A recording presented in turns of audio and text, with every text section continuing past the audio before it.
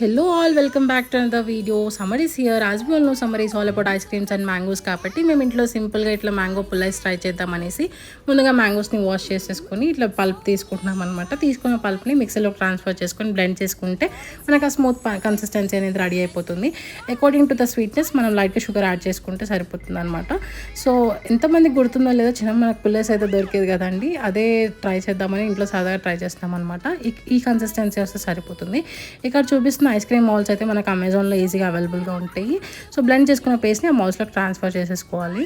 So మా ఇంట్లో చిన్న మట్కా పాట్ కూడా అవైలబుల్గా ఉంటే రిమైనింగ్ పేస్ట్ని దాంట్లో కూడా ట్రాన్స్ఫర్ చేసేసుకుని ఫ్రిడ్జ్లో స్టోర్ చేసేసుకోవాలి. అంతే అండి, 2 ఇంగ్రీడియంట్స్తో సింపుల్ అండ్ వెరీ క్విక్గా ఇంట్లోనే పుల్లైస్ అయితే తయారు చేసేసుకోవచ్చు అనమాట. బయట కన్నా ఇట్లా ఇంట్లో ప్రిపేర్ చేసుకుంటే మనకు హెల్దీ ఇంకా టేస్ట్ కూడా ఎన్హాన్స్ అవుతుంది.